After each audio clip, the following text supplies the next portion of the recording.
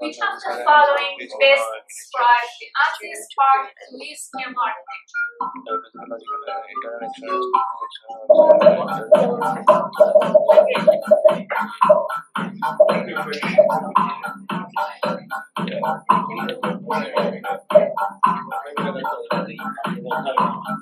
I think that's how they get first spots. External, conceptual, Yes. external. Okay.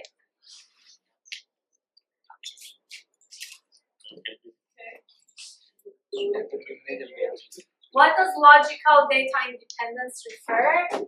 I know this. ANSI-SPARC.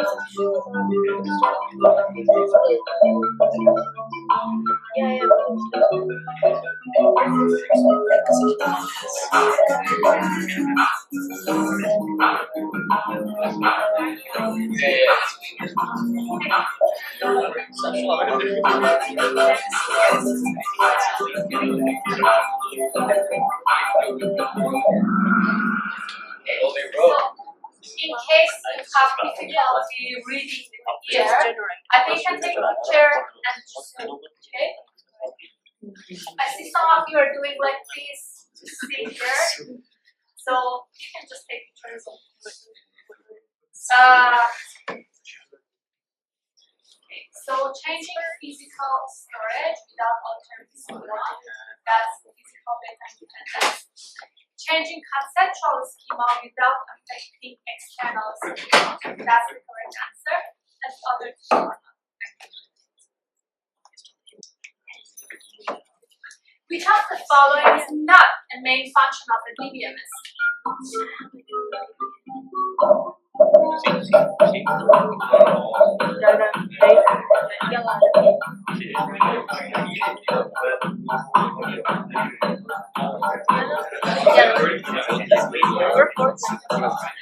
But on the leaderboard,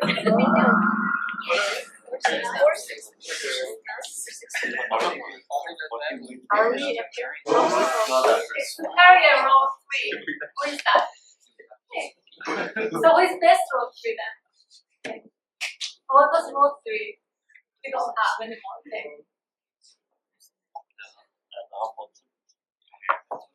A database should always be perceived the same by all users.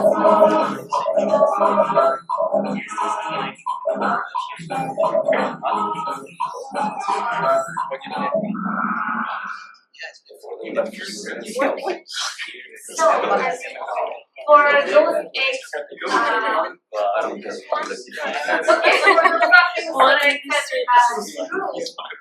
A database should not be perceived the same by all users. Why? For example, you go to a website, let's say you go to Amazon, right? You are in a certain page while other users are seeing other views, right? Other devices.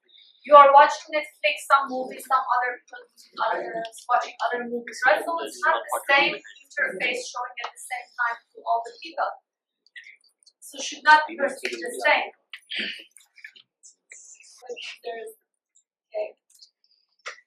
Conceptual database design should be software evaluated.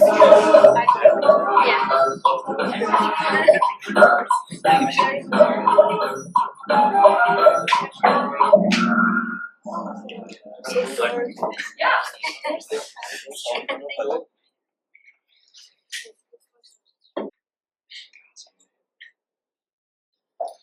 The internal schema describes how data is physically stored in the database.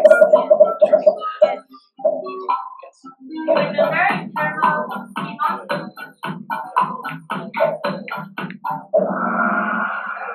Okay, nice. Yeah, so internal schema describes how data is physically stored in the database, or it's relevant to the physical data independence, right? Nakaru yar? What does it mean? Nakaru yar. Okay, I'll search. And you know, that's really straight. If you come on, what podium.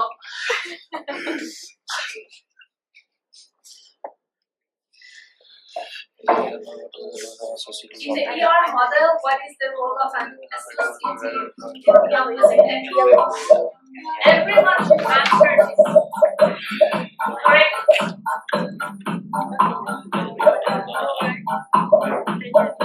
You receive a penalty if anyone answers this correct. In both derived attributes only. You selected the red. In red, you selected the red option. Okay. So, like those selected the blue. It represents multi-valued attributes. The associative entity represents multi-valued attributes. You selected this? Okay, no one. So these are just random.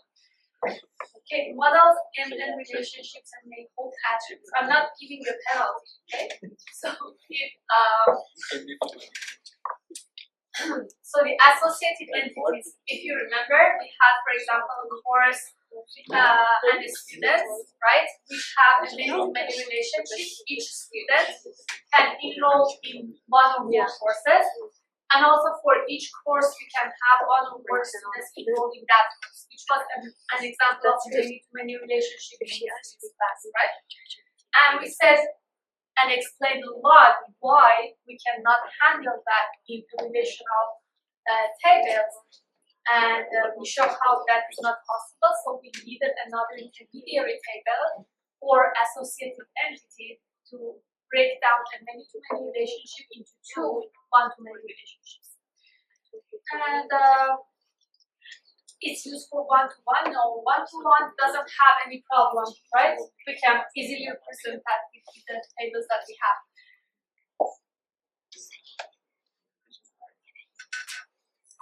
Which of the following best defines a derived attribute?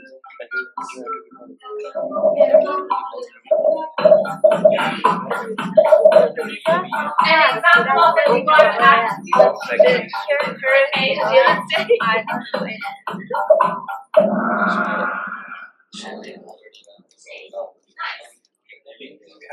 Attribute with multiple values. What is that? Multi-valued attribute, right? Composite attribute, what is that? That's different from multi-valued. Okay. Composite attribute is like an address. It's composed of different attributes or full name which consists of first name, last name. That's a composite attribute, right? Then we have multi-valued attribute like phone number, maybe even email if we have multiple values for the same attribute, right? Person has, for example, more than one phone number. And composite key, what is composite key? That's a key consisting more than one column, right? And a primary key from another table, foreign key, right? So a derived attribute is an attribute that its value is derived from other attributes. For example, age computed from date of birth. For a fire.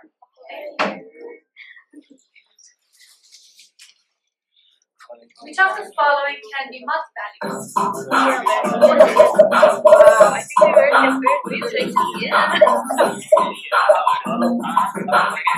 different. Or such no one. A student name. Okay. Those three people. Let me know who you are. You know you're not listening to me. Maybe you're using who has a hands-free here? Who is wearing headphone now? Because I just said example of a multi-valued attribute is your phone number or maybe an email. You can watch the recording, I said it. And still, we have to here. With the student name as a multi-valued.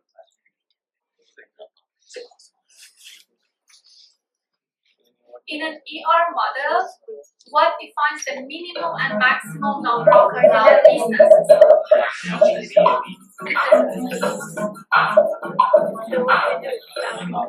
Just in terms of our can we go through more courses? Can I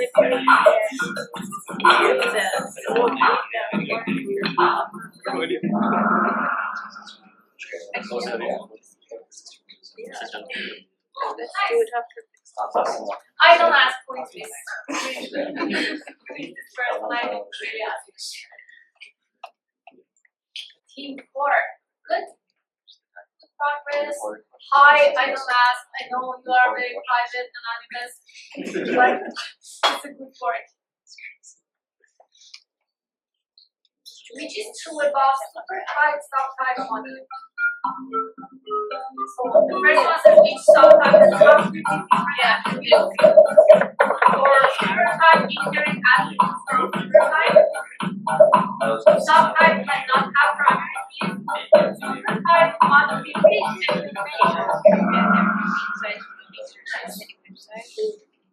So for that person who selected each subtype has completely different attributes, that's not correct. So for subtype and supertype, we share that the subtypes are actually sharing the supertype attributes, but they also have distinct attributes for themselves, right?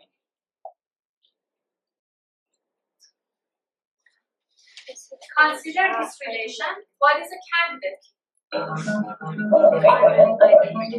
We have employee table, employee ID, and department.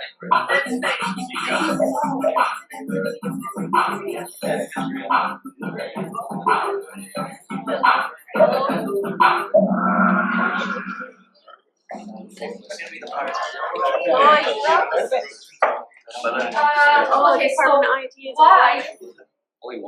why name is not a candidate key? So first of all, what is the difference between a candidate key and a primary key? It could be a primary. It's a candidate. Could be a primary key, right? Can we say all candidate keys are primary keys? No. All primary keys are candidate keys? Yes, right? So we have some candidate keys which are actually unique identifiers, but we only select one of them as a primary key, right?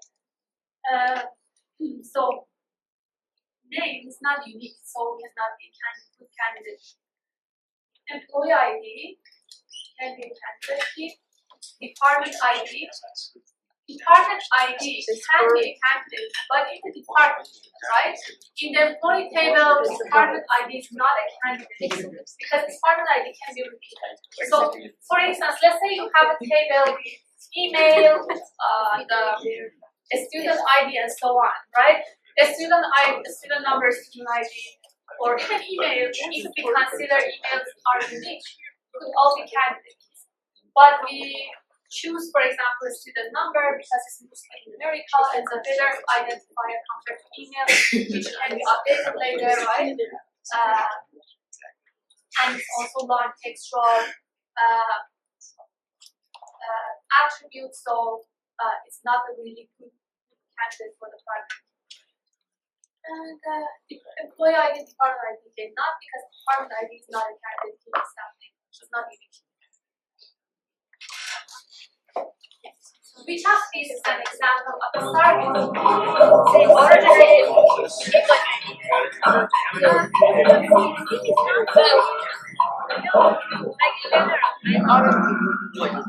Auto-generated invoice ID. Exactly. So we said surrogate keys are the primary keys that are automatically generated by the system, mostly when we don't have a good primary key. We often use them in data warehouse. Next. What is the main role of foreign keys? I just said it's like half an hour.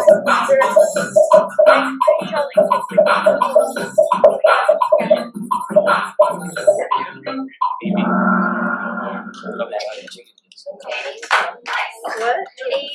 Store direct data? No. So quickly. Which dependency prevents the table from being in 2NF?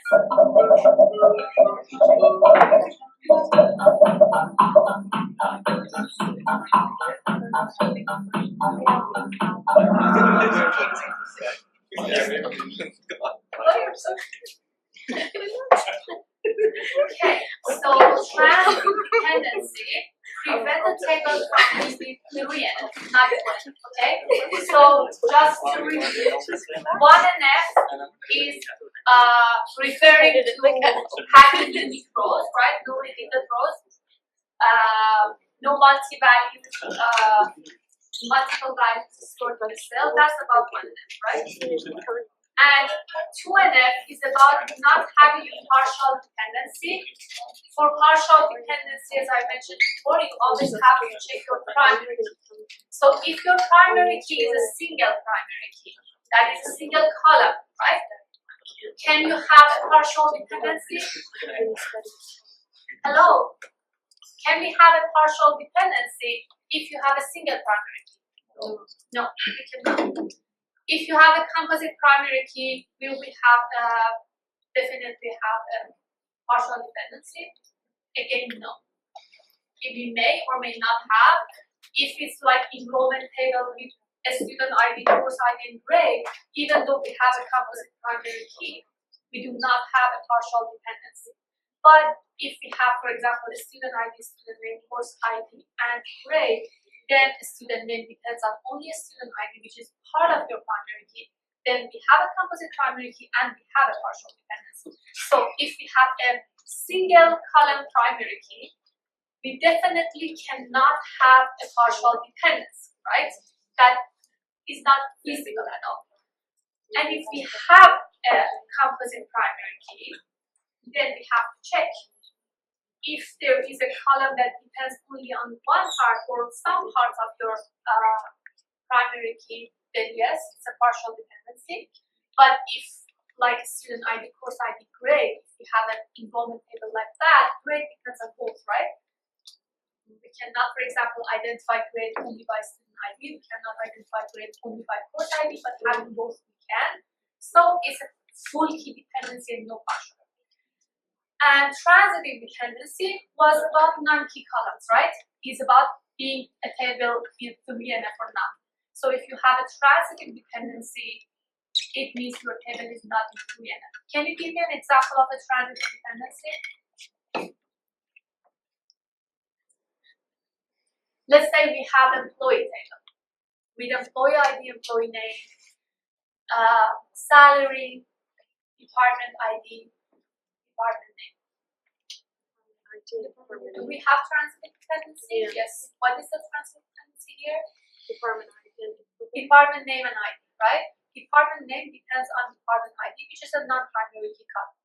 And when I say non-key, because in most definitions you see in the textbook or online, it says when a non-key column depends on non-key, and please do not consider a foreign key as a key in this context, okay? Because department ID is a foreign key, right? But non-primary key. We mean by non-key here, we mean non-primary. Next. In the table enroll, a student ID name, course name, grade, which is not correct.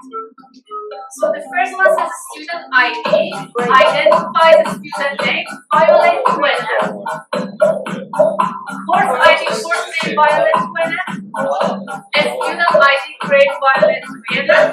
A student ID, course ID,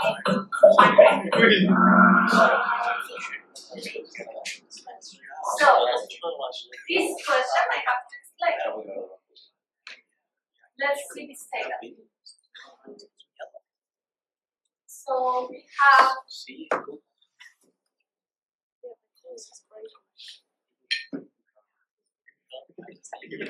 a student ID, right? A student name, course ID, course name, and grade. So we have seen enrollment table with the student ID, course ID, and grade before, which was in 3NF. But this table also has a student name and course name, right? And so with the grade, we know that grade is depends on both, we said, right? Grade cannot be identified by a student ID alone, cannot be identified by course ID alone, so it's dependent on both a student ID and course ID, so that's a full key dependency, right? Now about partial dependencies. In this table, can we have partial dependencies? To answer this, check the primary key. Is it a single key primary key? Single column primary key? No. So we have a composite primary key. If we have a composite primary key, then you have to check if you have partial dependency. And it depends.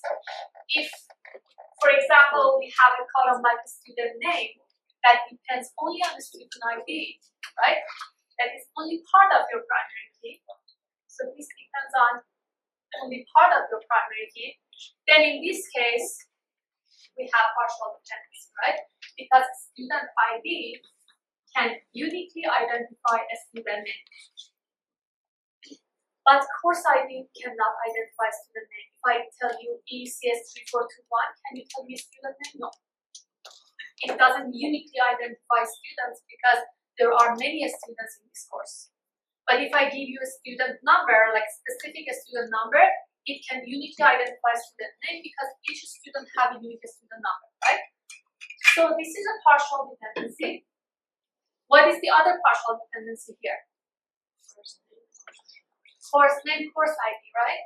So we say course ID can uniquely identify course name, or course name depends on course ID.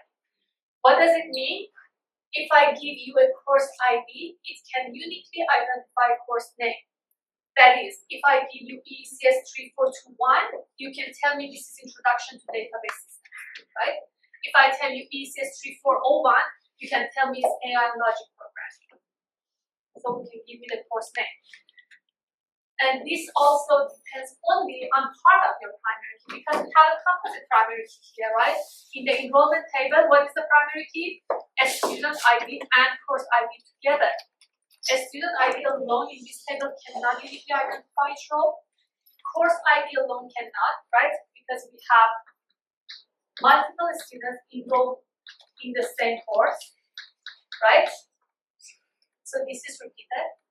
Also, for each course, we have multiple students. So, for example, sorry, this was the same. And then we have the same student in other courses. Right?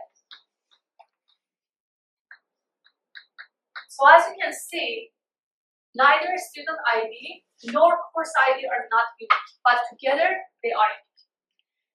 So we have a composite primary key, we check for that, and then we said in this table, which is not correct. So the first one, a student ID, student name, so this violates 2NF. Is this correct? Yes, it's correct. We just mentioned that. We said this is a partial dependency. So what is a 2NF? So 1NF is atomic, right? No multiple values in cell. 2NF, no partial, right? No partial. 3NF, no transit. So, is this partial dependency or transit? Partial. So, which means this student ID, student name violates 2NF, right? Now, the second one, course ID, course name violates 2NF. So, a lot of you selected this option, which is not correct, because the question asked is not correct, right? This is actually correct. Course ID, course name violates 2NF, right? So this is also an example of a partial dependency. So these two are our partial dependencies, which means they violate 2NF, right? Option 3, a student ID grade violates 3NF. So this is actually the incorrect answer, right? We asked which is not correct.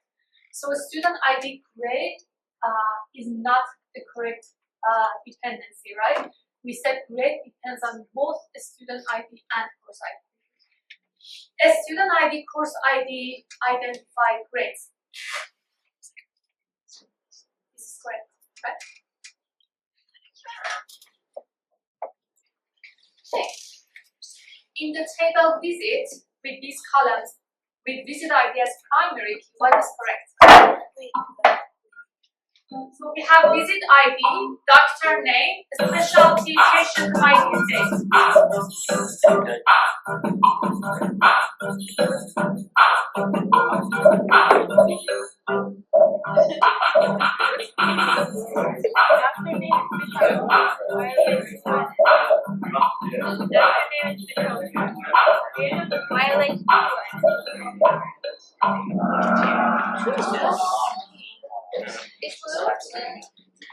we have visit ID, doctor name, specialty,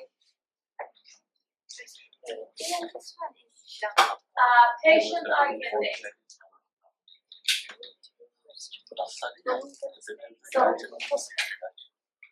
And I specifically mentioned this is your primary.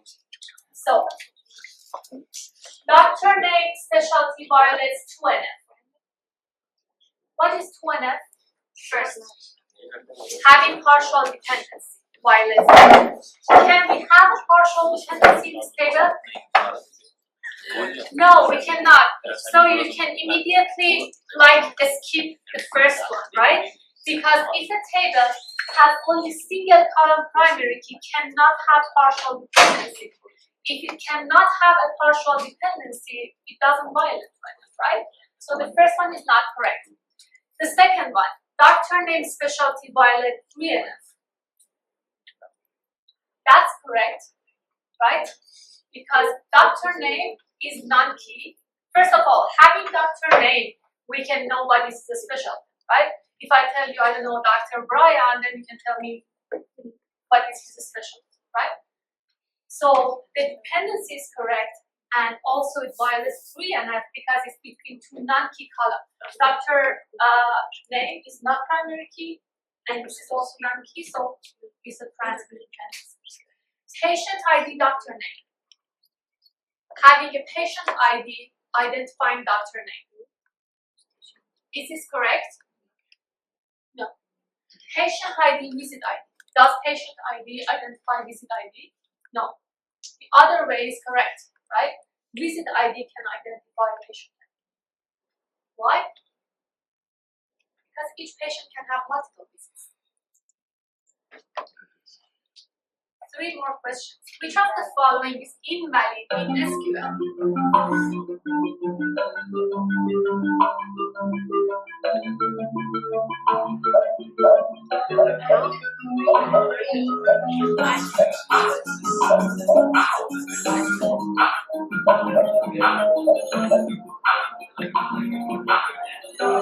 Always have the answer is just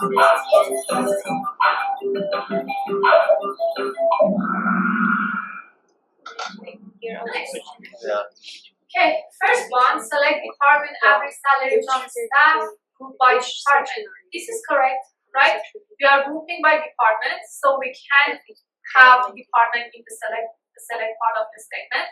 We can also have aggregate functions. So we said whenever we use group by in your skill statement, your select part is limited to what? Either the column or columns you're using in group by, in this case that's the department, right? Or any column that you use within an aggregate function. For example, average salary, count employees, and so on. Okay? And select department from staff where salary is greater than 15,000. This is also correct, right? We are selecting departments where the salary is greater than something. Now, why this one is not correct? For those 13 students who selected this, I want to know the reason. should be having, not where. If you use why? No. So why is that? It's an aggregated statement after where. Yeah. we said we only can use aggregate functions either in the select part of a statement where you use group by, right? For example, select average salary from staff group by department, right? Finding average salary per department. Or what is the other place you can use aggregate functions? Having, right? That's another place you can use aggregate functions. And it makes sense, right? Because it's we said that we use having after aggregation. So we can use aggregate functions where actually we aggregated something. Whereas when we are using where is used where either we don't have an aggregation at all, or even if we have, the filtering is before aggregation. So we cannot have an aggregated function in the where clause because the where is not working on an aggregated data, right? But having is actually filtering on the aggregated data, so you can use aggregation functions. Next. Which query currently finds rows with missing phone number? And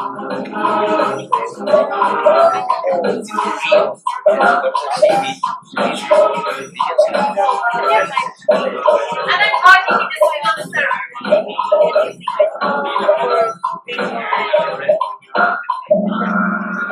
Great. So where one is now. Okay? This is the correct syntax in SQL server.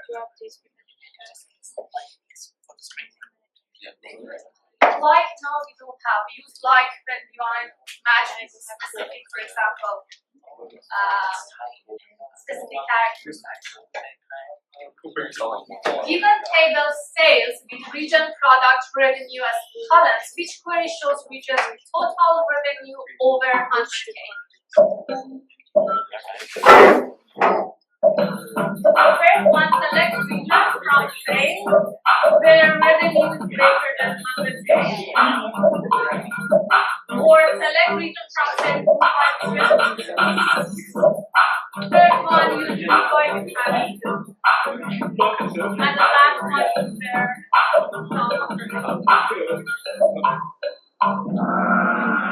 okay, nice. So, why first one is not correct? Select region from say where revenue is greater than 100K. Why this is not correct? We want the total revenue, right? When we want the total revenue means having sum of revenue, right? We want the sum of revenue, not the revenue itself. Now, why did we group by the region? Do you remember the example of employee table when we wanted to select departments, for example, with average salary higher than something or number of employees more than, for example, 10 or so on? And do you remember we said that because the department in the staff table is not unique, we need to group by departments, right? So that we have results like this, right? So we group by departments. What is the similarity here? We are working on the sale table, right? And we want to find regions with total revenue over something, right? And we don't know if the region is unique, right? So we group by region. And this, okay, so the first one is not correct because first it didn't use the aggregate function, second it doesn't use the group by. The second one, obviously not correct and no one selected this. The third one is the correct one because we group by the region and then we add the having because we are adding a condition on the aggregated result. And then the last one is not correct. Why? Again, for the same reason that we mentioned before, we cannot use aggregate functions with where, right? Okay. Last question. What does the following query return? So select top one salary from some other query. Order by salary. I only because I everything by 4. That's why. That was already 2.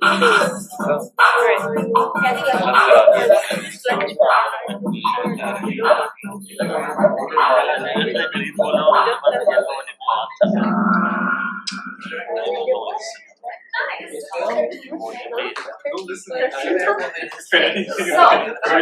whenever you have nested queries, go to the inner query, the most inner query first, and then go to the out. So go to the inner query, select distinct top 3 salary from staff, order by salary descending. What does it do? So we are selecting. We use select distinct, right? What does the top 3 do here? Do you remember I mentioned also the difference between MySQL here, or if you are using SQLite, I said in MySQL or SQLite you have a limit where you can, for example, write select from, and then you have maybe some condition like there, and then your limit, which is useful for example, when let's say your query is returning hundreds of rows, but you only want to see 10 rows. Like even if you're using pandas, you have something similar, right? It's the same. We use limits, but we are using SQL Server. SQL Server doesn't have limits, instead it has top, right? So whatever number of rows that you want to return, you give it to top. So if you're selecting top 3 salary from staff, right? So it executes the query, but only return the top 3. Now, what are the top 3 here? We order by salary in descending order, right? So it selects the top 3 salaries, the highest salaries, right? Now, we have the highest 3 salaries here, and then we want to select top 1, order by salary, but in the ascending order, right? So the 3rd highest unique salary in the staff table. Why? Because let's say your 3 highest salaries are this. Let's say, so we have salaries actually here.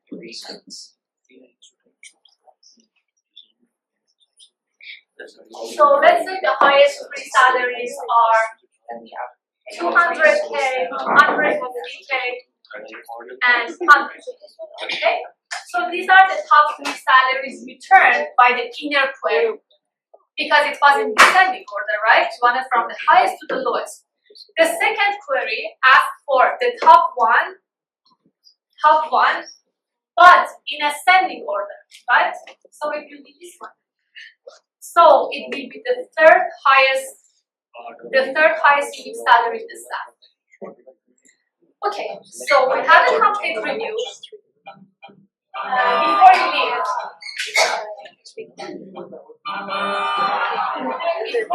I want to mention a few things.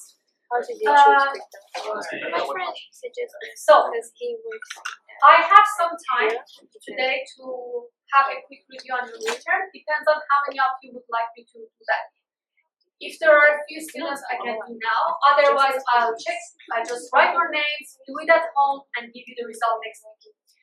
And also for next week, I will hold an online class so that we can have more practice before your exam, because the last session of the classes are August 5, I think, which is Tuesday. Our class is on Wednesday, so we cannot have a class next week. But I can have additional class for you online. I will send you a time and date by announcement, so please check the announcement.